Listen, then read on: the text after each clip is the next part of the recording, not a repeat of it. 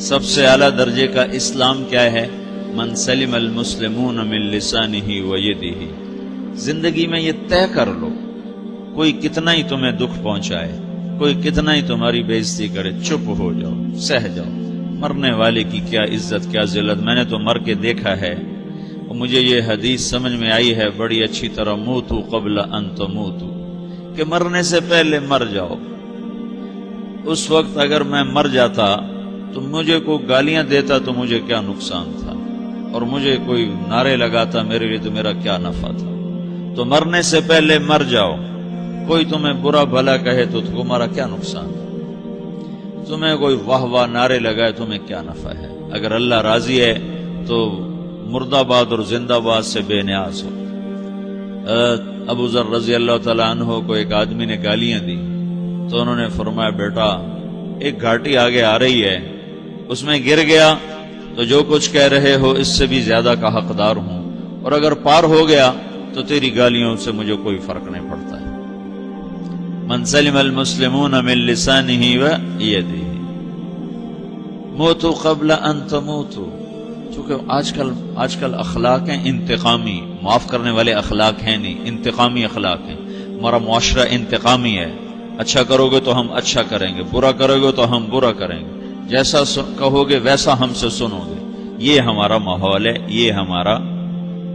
ایک ماں کہہ رہی تھی دوسری ماں کو، میرے پترا کدی کسی نے وقت سلام نہیں کیتا، بڑے فخر سے کہہ رہی ہے، ہمارے اپنے گاؤں کی بات، میرے پترا کدی نہیں کسی نے وقت سلام کیتا، مائی جڑا کرے انہوں کریں دیں، جڑا نہ کرے انہوں پوچھ دے ہی کوئی نہیں۔ یہ وہ فخر سے کہہ رہی۔ جو سب سے بڑا عیب ہے وہ سب سے بڑا فخر بنا ہو۔ میرے پترا کدی نہیں کسی نے وقت سلام کیتا۔ جب ماں باپ نے یہ سبق دیا تو اولاد کا کیا قصور ہے؟ ہمارا معاشرہ انتقامی ہے، ایک کی 10 سنانے کا ماحول ہے، تو آپ 100 کی ایک بھی نہ سناؤ۔ احنف بن قیس رضی اللہ تعالیٰ عنہ پہ ایک آدمی نے چڑھائی کر کہنے لگا ایک سناؤ گے نا تو 10 سنو گے میری طرف سے۔ تو احنف بن قیس کہنے لگے بھائی تو مجھے 100 بھی سنائے گا نا تو میری طرف سے ایک بھی تو نہیں سنے گا۔ ایک آدمی ان کی بڑی بےزتی کر رہا تھا اور وہ چل رہے تھے اور وہ 100 گالیاں بک رہا ہے۔ جب آ گیا نا قریب شہر تو کہنے لگے دیکھا میرا قبیلہ یہاں رہتا ہے، اگر کسی نے سن لیا نا تو تیری بڑی دھلائی کر دے گا، تو نے جو مجھے گالیاں دینی میں کھڑا ہوں یہیں تو دے لے، تو اپنا سارا زور پورا کر لے تاکہ آگے تجھے کوئی تکلیف نہ پہنچا دے میری وجہ سے۔ تو وہ پاؤں پہ گر کے معافی مانگنے لگا کہ واقعی تو بڑے حلم والا ہے۔ وہ مشہور تھے اپنے حلم میں، بردباری، اور لوگ ان کا امتحان لینے آیا کرتے تھے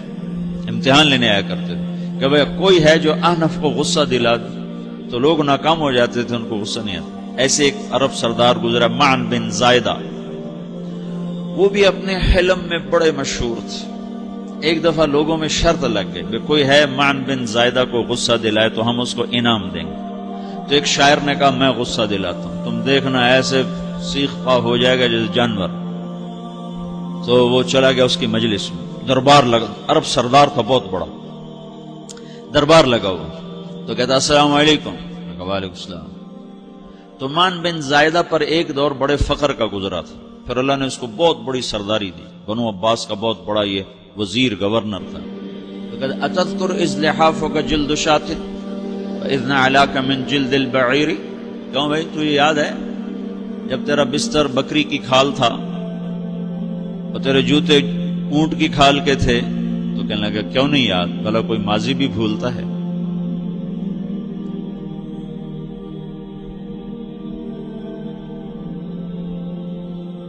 تو وہ کہنے لگا پہلا وار تو خطا گا کہ فسبحان الذی اعطاک ملکا وعلمک الجلوس علی السریر، تو پھر ساری تعریفیں تو اللہ کی ہیں جس نے تیرے جیسے کو تخت پہ بٹھا دیا۔ کہاں بھئی ساری تعریفیں اللہ کی ہیں، میری تو کوئی اوقات نہیں۔ تو کہنے لگا سأرحل عن دیار انت فیہا وان جار الزمان علی الفقیر، جہاں تیرے جیسا حکمران ہو وہاں مجھے رہنا گوارا ہی نہیں ہے، میں یہاں سے چھوڑ کے نکل جاؤں گا چاہے کتنی تکلیف اٹھاؤں۔ بڑے دربار میں یہ ایک گورنر اور وزیر سے بات ہو رہی ہے، تو وہ کہتا ہے اچھا بھائی اگر تو ہمارے پاس رہے گا تو ہم تیرا اکرام کریں گے، اور اگر تو جانا چاہتا ہے تو پھر رافقت کا سلام، تو وہ یہ بار بھی خالی گیا تو کہنے لگا فجد لی ابن ناقصۃ بمال،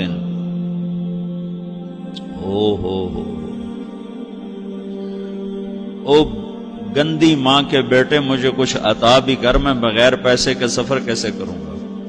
عرب کو کسی کو بھی ماں کی گالی دے دینا اور پھر عرب سردار ہو. فجد لی ابن ناقصۃ بمال، بری ماں کے بیٹے مجھے کچھ پیسے بھی دے، میں نے جانا ہے. میں کہا اس کو 3000 دے دیا جائے. اللہ تو کہنے لگا قلیل ما آتیتنی و انی لأطمع منک فی الکثیر، یہ تو بہت تھوڑا تو نے دیا ہے، مجھے اور دے. کہا اچھا بھائی 3000 اور دے دو. تو وہ شاعر کی بھی آنکھیں پھٹ گئیں. کہنے لگا اب ٹھہر جا ٹھہر جا، اب میں تیری اصل تجھے بتاتا ہوں. سألت اللہ ان یبکیک ذخرا فما لک فی البریۃ من نذیر، میں اللہ سے دعا کرتا ہوں اللہ تیرے جیسوں کو سلامت رکھے، تیرے جیسا دنیا میں کسی ماں نے جنا ہی کوئی نہیں. فمنک الجود والافضال حقا وفضل یدیک کالبحر الغزیر، تو ہی سخی ہے، تو ہی کریم ہے، اور سمندر بھی تیری سخاوت کے آگے کچھ نہیں ہے. تو نے کہا اچھا بھائی تو نے ہماری برائی کی، ہم نے تمہیں 6000 دیے، اب تو نے ہماری تعریف کی، اب 10000 اور دے دو اس کو. باتیں ہی رہ گئیں، باتیں ہی رہ گئیں. کہاں سے لائیں ایسے لوگ؟ ہمارا معاشرہ انتقامی ہے، بدلہ لینے کا ہے، بدلہ لینے کا. تو میرے ساتھ کیا میں نے بھی کرنا ہے. تو اعلیٰ درجے کا اسلام یہ سکھا رہا نہیں چپ ہو جاؤ، سلام مت بن جاؤ، سلامتی بن جاؤ، سلامتی کی علامت بن جاؤ. من سلم المسلمون من لسانہ ویدہ.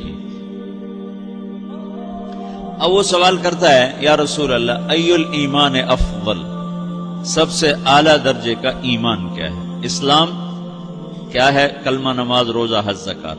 اعلیٰ درجے کا اسلام کیا ہے؟ من سلم المسلمون من لسانہ ویدہ. یہ اخلاق کا ادنا درجہ ہے، ادنا درجہ ہے. ادنا درجے پر پہنچ کر آپ اسلام میں اعلیٰ درجے پر آ سکتے ہیں.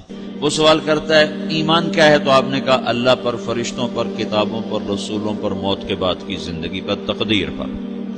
اب ایک اور سائل سوال کرتا ہے ای الایمان افضل، سب سے اعلیٰ درجے کا ایمان کیا ہے؟